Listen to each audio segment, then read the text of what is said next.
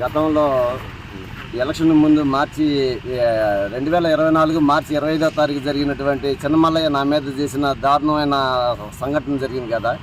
ఆ సంఘటన నిమిత్తం అప్పుడు జరిగిన నా మీద దుర్భర్షలాడుతూ మామూలుగా నా మీద రౌడీ షీట్ ఓపెన్ చేసి నా మీద కేసులు బనాయించి తర్వాత ఈ ఎలక్షన్ నిమిత్తం మేము ఎలక్షన్ కమిషన్కి వాళ్ళందరికీ రిపోర్ట్ చేసిన తర్వాత అతన్ని విధుల నుంచి తప్పించడం జరిగింది. ఆ ఎలక్షన్ విధుల నుంచి తర్వాత నేను మొన్న ఈ మధ్య లోకేష్ బాబు గారిని కలిసి గతంలో ఉన్న మా మీద ఉన్నటువంటి కేసుల నిమిత్తం పాత కేసులు రౌడీ షీట్ ఇవన్నీ తీసేయాల్సిందిగా చిన్నమల్లయ్య చేసిన ఈ అకృత్యాల గురించి కూడా లోకేష్ బాబు గారికి చెప్పడం జరిగింది, వినిపించడం జరిగింది. తర్వాత శాఖాపరమైన చర్యలు తీసుకోవాలని లోకేష్ బాబు గారికి చెప్పడం జరిగింది.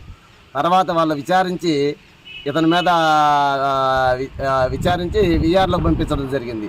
జరిగిన రోజు ఆ రోజు సాయంత్రమే నాకు వాయిస్ మెసేజ్లు పంపించి నా మీద అక్కడ తెలుసుకున్నారా ఇక్కడ తెలుసుకున్నారా నీ సంగతి తేలుస్తాను అది ఇది అని చెప్పి నన్ను భయభ్రాంతులు చేసి నన్ను నా కుటుంబాన్ని బెదిరించడం జరిగింది. గతంలో కూడా తల్లి గురించి పెళ్ళాం గురించి నానా కోతలు కూసిన అతను ఇవాళ కూడా అదే భాష మాట్లాడుతూ నన్ను బెదిరించడం జరుగుతుంది. ఇతని వల్ల చిన్నమల్లయ్య వల్ల నాకు నా కుటుంబానికి ప్రాణహాని ఉంది.